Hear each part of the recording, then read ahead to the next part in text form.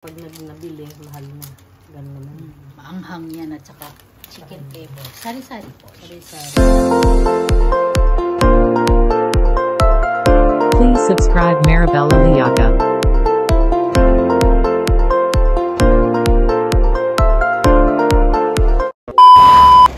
Hello everyone! Welcome to my channel at ito po ang bundok na malapit sa pinagtatrabahuhan ko at nagyiyelo ang bundok ngayon.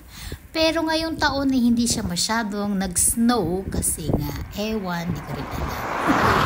At yan nga yung bundok, pinapakita ko lang sa inyo at natutuwa ako sa bundok na yan lagi. Well, buklak ng tanghali at break time ko kaya nakapaggala ako. Kaya kung saan ang gusto ko pumunta, meron pa naman akong 3 hours para maggala. Ngayon, napag-isipang kunan ang bundok na ito. At ito nga, naligaw ako sa Viva Homes na malapit sa amin at nandito nga ako sa Big at maggagala ako sa Daiso muna. Mayroon akong gustong bibilhin sa Daiso. Mga dati pa ang Daiso ay Hakwen Shop ang tawag dyan, pero ngayon hindi na siya Hakwen. Ngayon at may nag-open nga na mga palaruan sa malapit Daiso, fun na palaruan. At ayan ang Daiso, papasok na po tayo.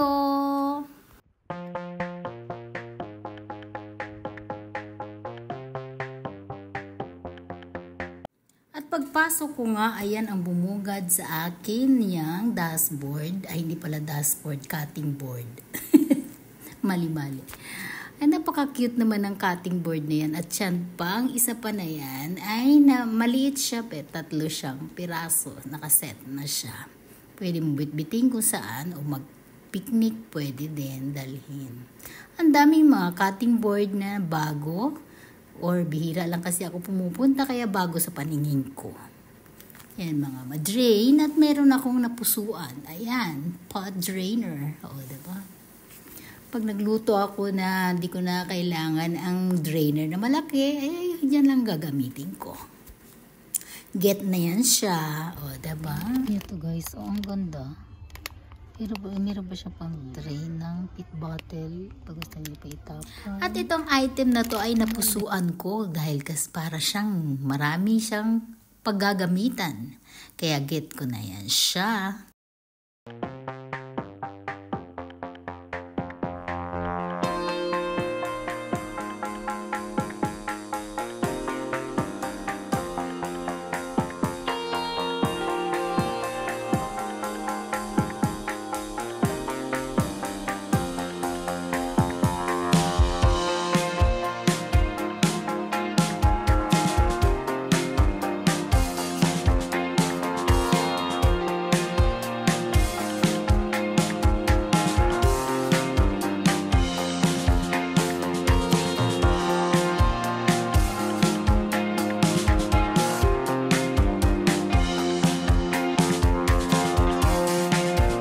Kahit ano na lang dito sa Japan ay ginagawa nila ng paraan. Kahit yung mga maliliit na brush na yan ay may papakinabangan.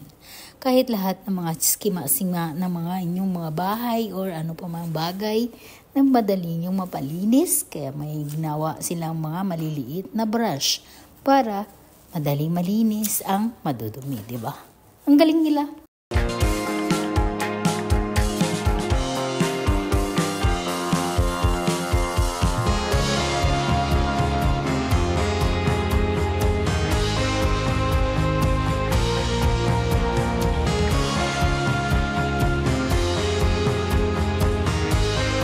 Ito talaga ang pinunta ko dito sa Daiso, itong pangsingit sa mga pintuan kasi yung mga anak ko, mga barako, mga lalaki kasi pag nagsara ng pintuan ay gumagalabog.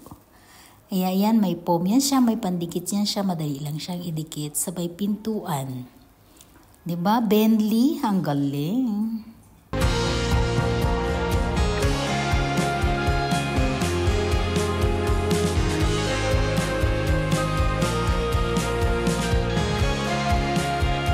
At dito sa part na to ay natutuwa ako kasi nga di ko akalain pati ang lamesa o di kaya mga upuan, yung mga kanilang paa ay merong cover. O, nagawa nila ng paraan yan. Ayan, tinan nyo naman, ang ganda. Ang cute.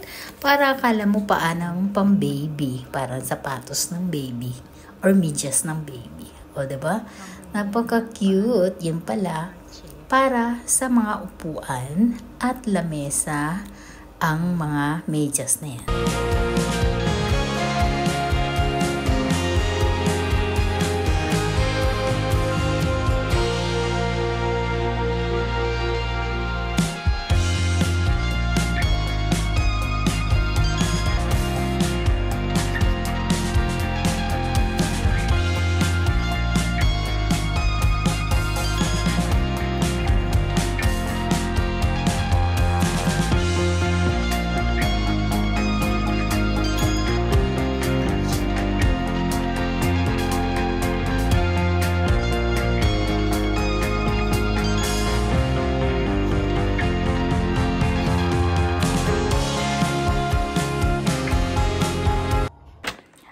Guys, at natuwa ako sa Daiso kaya bumili ako ng okra chips.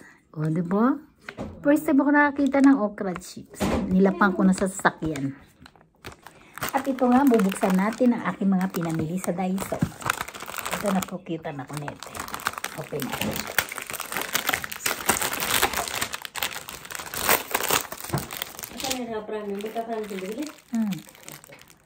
Ayan, no? Ayan, nalagay ng pit bottle. Nalagay ng pit bottle. Tsaka yung mga lagayan ng kung ano. Sambihapin lang siya sa Daiso. Ito ang kanyang lagayan. Setsume ko sa inyo. Yan, ilalapag lang natin.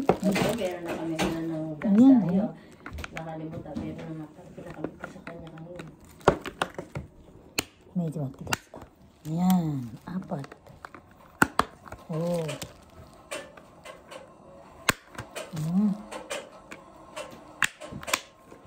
Lagayan ng spongy o kung ano-ano pa man ang gusto niya ilagay. Ay, pwede. O, diba? Oh, cute. Ang ganda. Yan, pandikit nilang siya. Ilagay natin. Then, liter gaay. Oh, diba? Natuwa ang lola. Oh, ang ganda. Pot drainer. Oh, hindi mo na kailangan itahap. Nilagay sa drainer. Ayan siya. Tapos, ito nga ang binili ko sa Daiso. Ilalagay ko sa pintuan namin kasi pag nagsara ng pinto ang aking mga anak ay boom! Ito may foam, kaya okay siya. At siyempre, di mawawala ang chicheria. Oh, sponge. Sarap nito. Hindi lang isa, dalawa pa. Oh, sarap. Marami nakabili. Oh, meron din kiwi na chips. Oh, diba? First time sa mata ko, kaya bili agad. Ito yung pangsabit.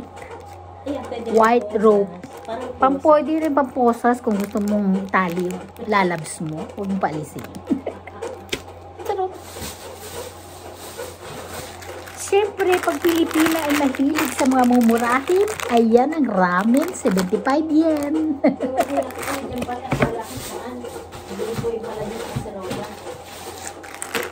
Siyempre, hindi lang isa, dalawa.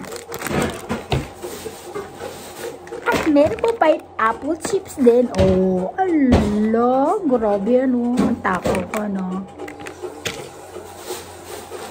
At meron pa akong nakita na maanghang. 0%. Madali lang siya maluto. Galing. At ito, itatali ko yung kaibigan ko, kaya ako binili ito. Charot! Dalawa ang binili ko. Ayan. Parang sabi tayo. Yun lang ang nabili ko. Ayan ang aking kusinera. Iluluto namin ang aming ramen binili sa namin pala. Ako lang pala bumili. Ayan. Luluto niya. Sana isabit mo yung ramen para shoot. Ay, ganun. Bagong style. Ah, ganun. Ay, puta. Baka sasal. Ito ang mansion ng kaibigan ko. Mukha na siyang bahay. Bahay na siya. Taray. Mag-aaral daw siya ng piano. Oo, nag-aaral ako. Kaya, meron na siyang piano. Hindi naman yan man ang piano niya. Pang ano, pang mayamang piano.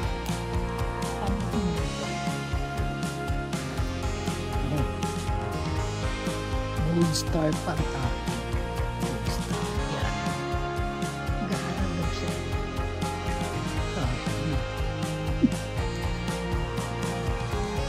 Ayaw pa niya lumipat.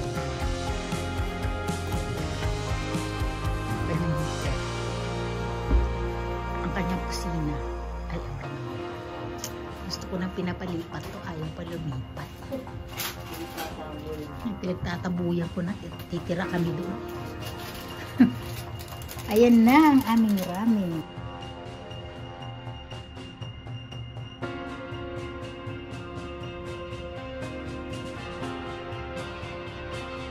Ang hang niya na saka sari-sari. Namin ko ulit ko ng mukha namin. Pinain. At ayan na yung ramen namin na luto ni friend. Medyo matamis-tamis na maanghang-anghang. Ay guys.